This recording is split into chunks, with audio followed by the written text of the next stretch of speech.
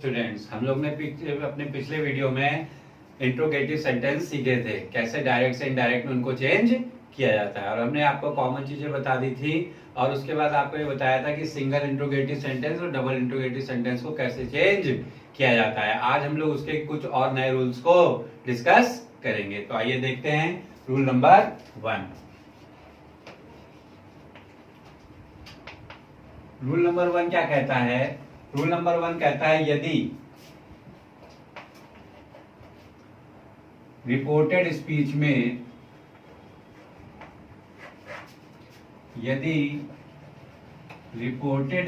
में single interrogative sentence हो, single interrogative sentence हो और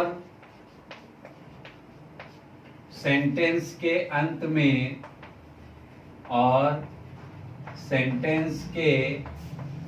में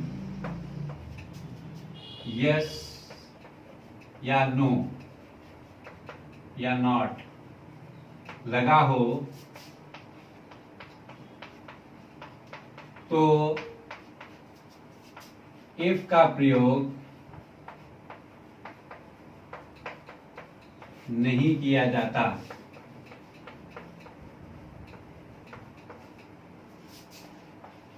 उसकी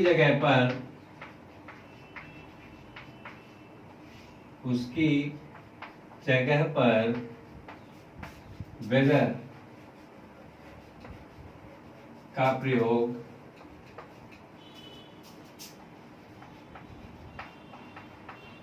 करते हैं। आइए हम लोग इसको एग्जाम्पल से समझते हैं। Example number 1, the teacher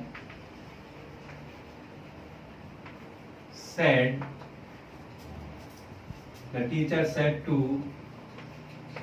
students, comma inverted comma, have you completed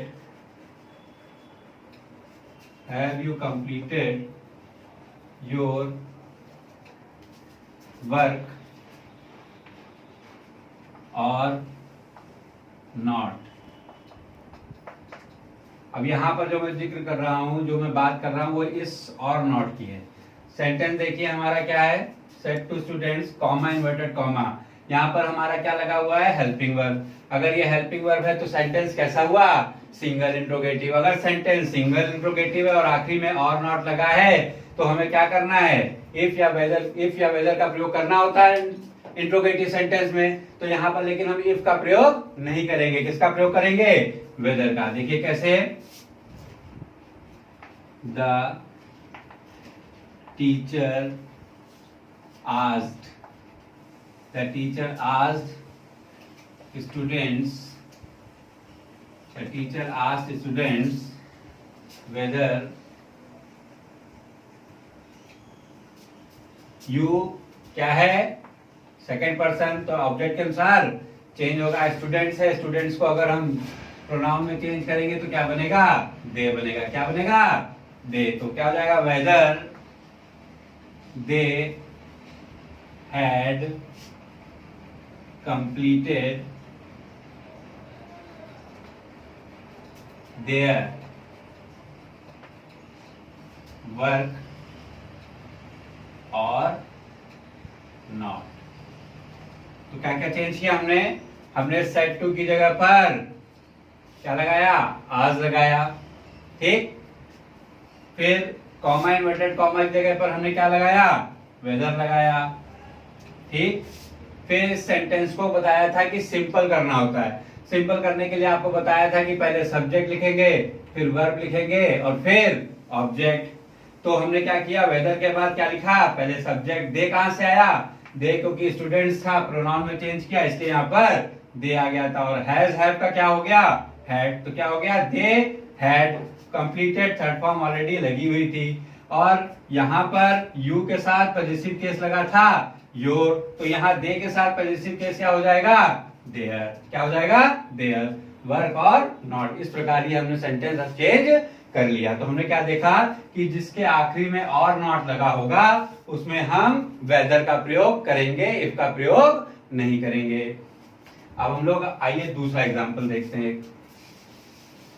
तो सेकंड नंबर रूल देखते हैं, रूल नंबर सेकंड। इसमें क्या होता है, इसमें जैसे रिपोर्टेड स्पीच में, जब रिपोर्टेड स्पीच में हु वाले वाक्य आ जाते हैं, ऐसे सेंटेंस जिसमें हु लगा होता है, हु वाले वाक्य आ जाते हैं,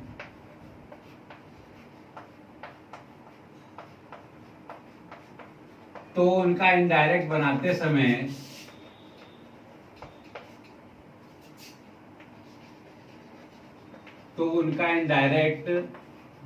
समय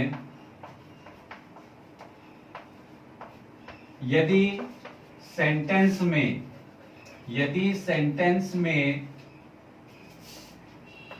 कोई नाउन या प्रोनाउन आया है तो उसको हु के तुरंत बाद लिखते हैं,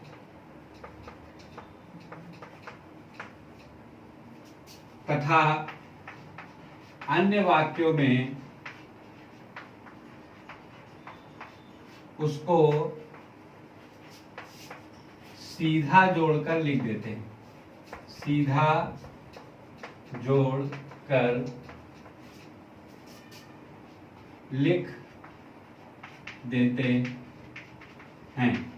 एग्जाम्पल के तौर पर हम देखते हैं, जैसे हमने कहा he said to her, he said to her, comma inverted comma, who are you, he said to her who are you, question mark comma. तो यहां पर हम क्या देख रहे हैं, यहां देखिए हु लगा हुआ है, लगा है ना हु, और ये क्या है हमारा प्रोनाउन है। तो हु आर यू यानी कि सेंटेंस को सिंपल करेंगे तो क्या हो जाएगा, ही आस्क्ड हर, क्योंकि डबल इंट्रोगेटिव सेंटेंस है इसलिए यही कनेक्टिव वर्ड बन जाएगा, तो क्या हो जाएगा हु।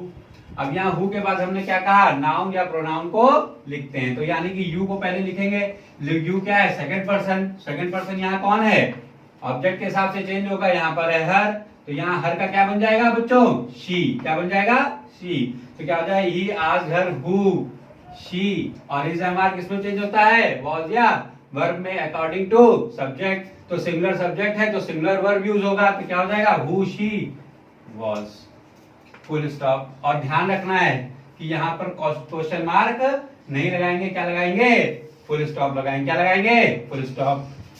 एक और एग्जांपल समझ लेते हैं, जैसे the lady said, comma inverted comma, who has broken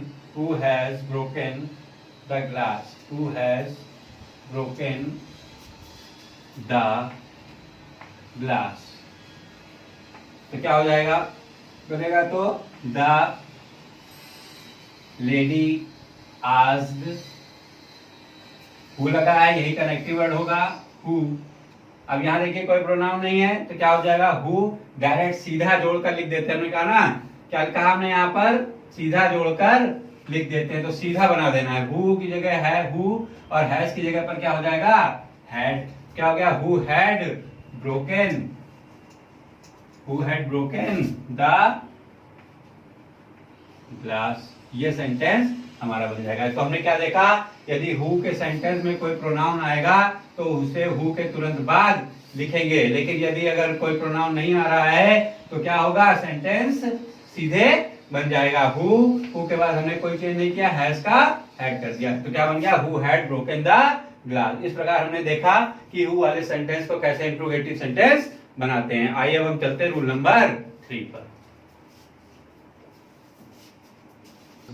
तो आइए अब रूल नंबर 3 देखते हैं। रूल नंबर 3 जो है वो एड्रेसिंग नाउन से संबंधित है। इसमें क्या होता है, यदि कह रहा है यदि रिपोर्टेड स्पीच में, यदि रिपोर्टेड स्पीच में एड्रेसिंग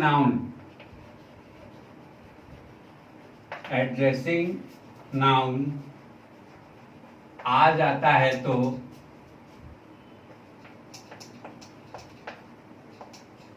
है तो उसे रिपोर्टिंग वर्ब के ऑब्जेक्ट के बाद लिख देते हैं। ऑब्जेक्ट के बाद लिख देते हैं या ऑब्जेक्ट मान लेते हैं, ऑब्जेक्ट मान लेते हैं। और दूसरी चीज भी है, और यदि सेंटेंस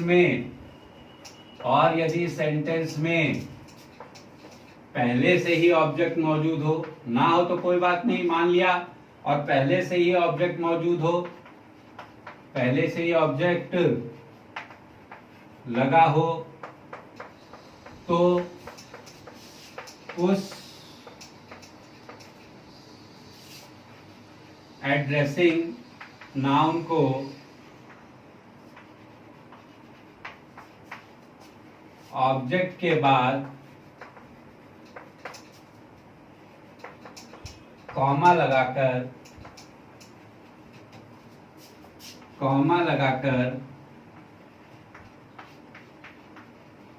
लिख दिया जाता है। ठीक है ना, कॉमा लगाकर लिख दिया जाता है। कब? जब सेंटेंस में एड्रेसिंग नाउन आता है। अब हम एड्रेसिंग नाउन को पहचाने का, जिसे हम संबोधन शब्द कहते हैं, तो क्या होता है, एड्रेसिंग नाउन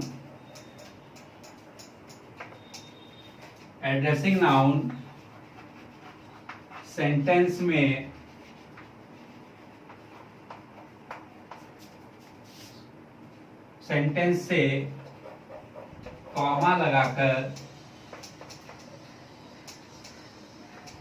कॉमा लगाकर अलग हो जाता है। इसका प्रयोग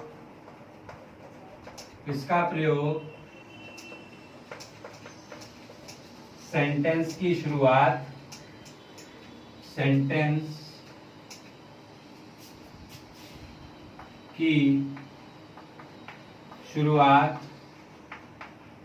या अंत में कहीं पर भी किया जा सकता है, कहीं पर भी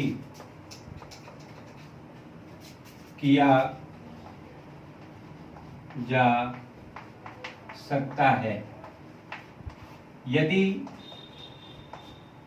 यह सेंटेंस के शुरुआत में आता है, यदि यह सेंटेंस की स्टार्टिंग में, यानी कि शुरुआत में आता है,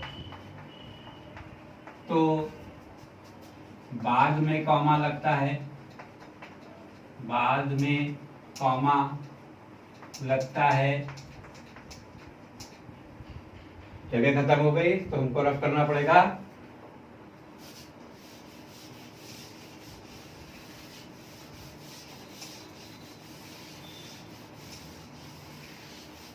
बाद में कॉमा लगता है, और यदि यह सेंटेंस के अंत में आता है,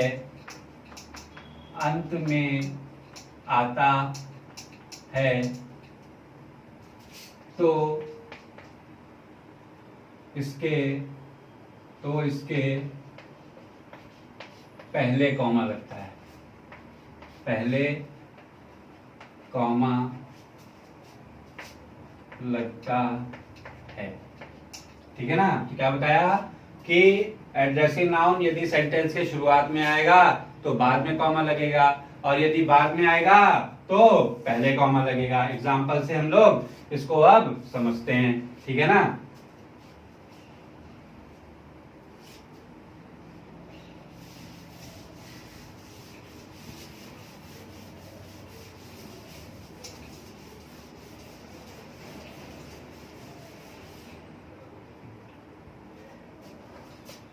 The teacher said, the teacher said, comma, inverted comma, students, comma, students, comma, do you learn your lesson? तो यहां पर देखिए सेंटेंस में कह रहा है द टीचर सेड स्टूडेंट्स, और ये लगा हुआ है comma, students do you learn your lesson, यानी कि ये सेंटेंस था पूरा, क्या आपने अपना पाठ या आप अपना पाठ याद करते हो। तो स्टूडेंट से पूछ रहा है, किससे पूछ रहा है, स्टूडेंट से। तो स्टूडेंट का नाम लेके कह रहा है, तो इसमें क्या देखिए लिखा है, ये कॉमा लगाकर वाक्य से अलग हो गया। तो स्टूडेंट्स क्या है यहाँ पर, स्टूडेंट्स है एड्रेसिंग नाउन। तो हमने आपको बताया कि एड्रेसिंग नाउन को रिपोर्टिंग वर्ब का ऑब्जेक्ट बना लेंगे। यहाँ पर ऑब्जेक्ट दिया भी नहीं है, तो इसको क्या करेंगे, ऑब्जेक्ट बना लेंगे। तो क्या हो जाएगा, द टीचर आस्क्ड स्टूडेंट्स। देखिए यहां पर हमने क्या किया, रिपोर्टिंग वर्ब का इसको ऑब्जेक्ट बना दिया, और उसके बाद सिंगल इंट्रोगेटिव सेंटेंस है तो इफ लगा देंगे। अब यहां देखिए यू आ गया, यू क्या है, सेकंड पर्सन, और सेकंड पर्सन रिपोर्टिंग वर्ब के ऑब्जेक्ट के अनुसार ऑब्जेक्ट हमने स्टूडेंट्स माना है। तो स्टूडेंट्स को अगर हम प्रोनाउन में चेंज करेंगे तो क्या हो जाएगा, दे। तो क्या हो जाएगा, इफ दे, इफ दे, और यहाँ वर्ब की फर्स्ट फॉर्म है, क्या हो जाएगा, सेकंड फॉर्म। तो क्या हो जाएगा, दे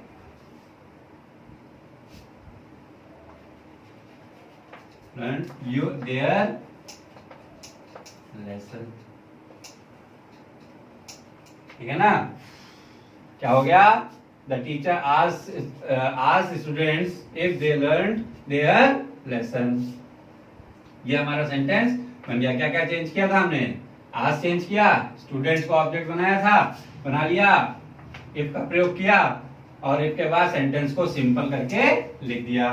प्रोनाउन चेंज किए तो दे बन गया, और दे के साथ पॉजिटिव केस क्या लगा दिया, देयर, ठीक है ना। इस प्रकार ये हमारा सेंटेंस बन गया, ठीक है। एक एग्जांपल और देखते हैं। फादर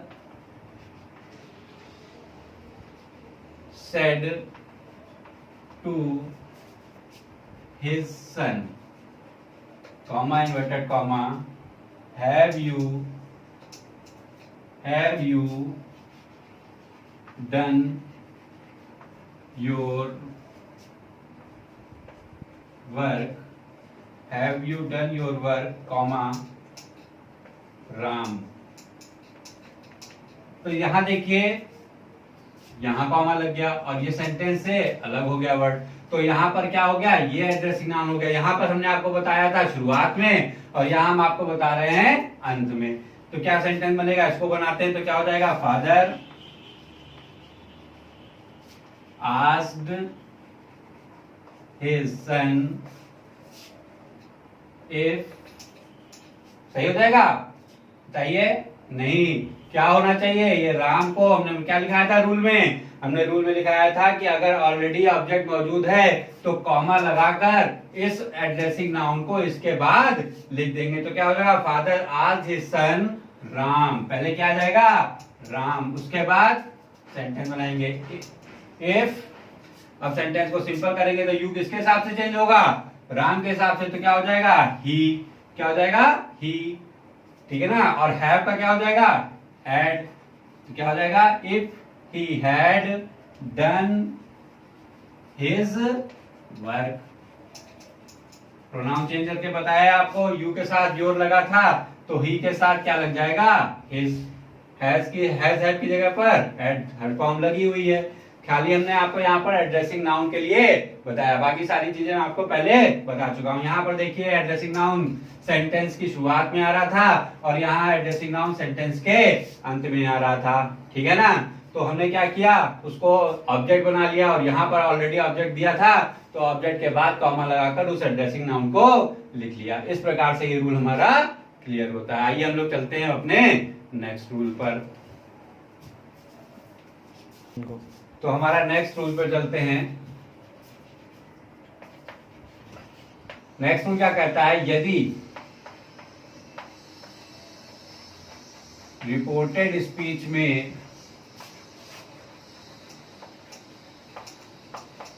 सर या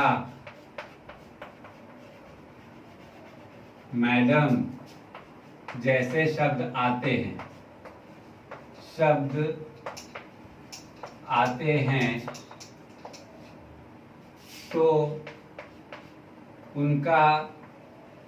तो ऐसे सेंटेंस का इनडायरेक्ट बनाते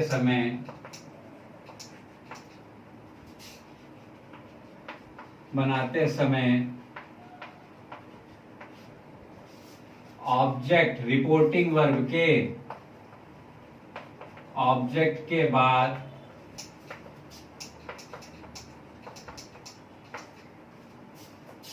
रिस्पेक्टफुली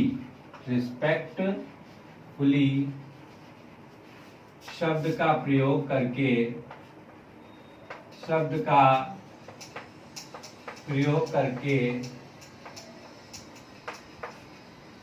सर या मैडम जैसे शब्दों को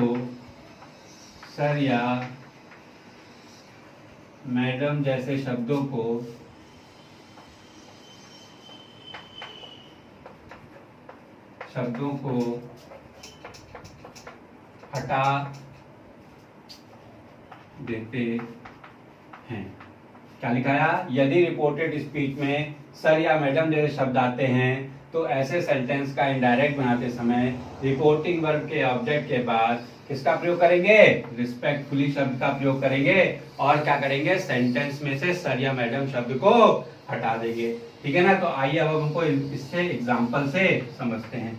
जैसे हमने लिखा the boy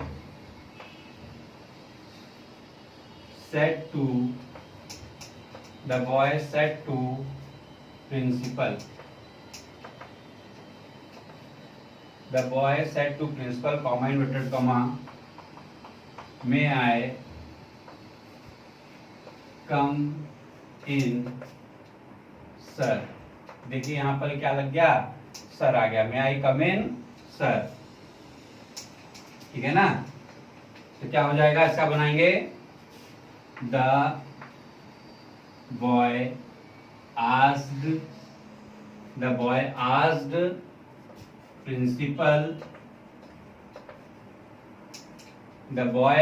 principal if I को चेंज करेंगे किसके हिसाब से, फर्स्ट पर्सन के हिसाब से, तो क्या हो जाएगा द बॉय, तो हो जाएगा इफ ही हो जाएगा, और मे का क्या हो जाएगा माइट, क्या हो जाएगा इफ ही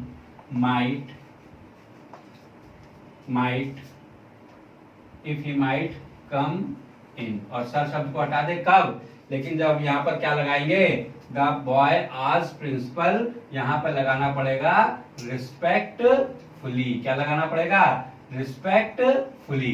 तो ये सेंटेंस क्या बनेगा, द बॉय आज principal respectfully if he might come in, full stop. तब यहाँ सर या मैडम शब्द को हटा देंगे। ठीक है ना। तो यहाँ पर हमने ऑब्जेक्ट के बाद क्या लगाया, ऑब्जेक्ट के बाद लगाया रिस्पेक्टफुली, और रिस्पेक्टफुली लगाने के बाद हमने इस सेंटेंस को यहाँ से, यानी इस वर्ड में से सर या मैडम शब्द को हटा दिया। एक एग्जांपल से और समझते हैं। तो हमारा दूसरा एग्जांपल से समझते हैं। तो दूसरा एग्जांपल है द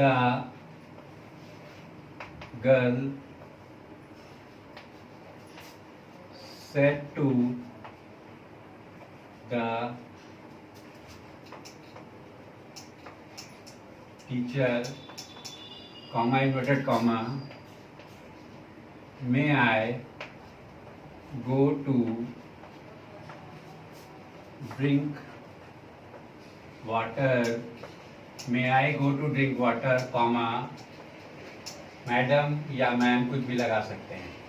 ठीक है ना। तो यहाँ पर क्या हुआ, may I go to drink water madam, इसलिए मैडम शब्द आ गया। तो हमने आपको क्या बताया कि सर या मैडम शब्द अगर आएगा तो क्या करेंगे, रिपोर्टिंग स्पीच में रिपोर्टिंग वर्ब के ऑब्जेक्ट के बाद क्या पर लगाएंगे, रिस्पेक्टफुली लगाएंगे। क्या लगाएंगे, रिस्पेक्टफुली। तो क्या बनेगा, the girl asked the teacher.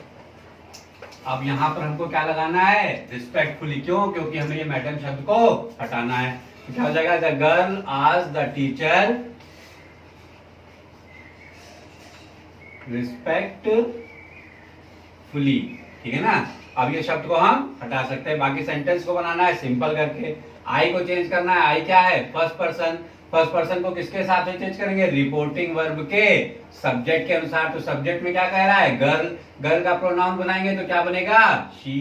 तो क्या हो जाएगा, रिस्पेक्टफुली। ठीक है ना। क्या है, the girl asked the teacher respectfully. अब आगे इफ शी, मे का might, if she might go to drink water, full stop. इस प्रकार ये सेंटेंस बन जाएगा। The girl asked the teacher respectfully if she might go to drink water. क्या क्या चेंज किया, सेट टू का आज में चेंज किया। ठीक है ना। कॉमा, इन्वर्टेड कॉमा की जगह पे क्या लगाया, इफ लगाया। और प्रोनाउन को चेंज किया, क्योंकि इफ के बाद क्या स्ट्रक्चर बताया था, इफ के बाद बताया था if plus subject plus verb plus object. तो इफ के बाद क्या लगाया, सब्जेक्ट। सब्जेक्ट कहाँ आया, शी कैसे आया, क्योंकि यहाँ पर हमको क्वेश्चन में दिया था आई फर्स्ट पर्सन था, तो फर्स्ट पर्सन को रिपोर्टिंग वर्ब के सब्जेक्ट के अनुसार चेंज करना था। तो गर्ल था तो गर्ल से शी आ गया, तो यहाँ पे हो गया शी। और मे का क्या कर दिया, माइट। तो if she might go to drink water. इस प्रकार से हमने क्या देखा, जिन सेंटेंस के अंत में सर या मैडम शब्द आते हैं, उन सर या मैडम शब्द को हटाने के लिए रिपोर्टिंग स्पीच में रिपोर्टिंग वर्ब के ऑब्जेक्ट के बाद रिस्पेक्टफुली लगाकर उन शब्दों को हटा देते हैं।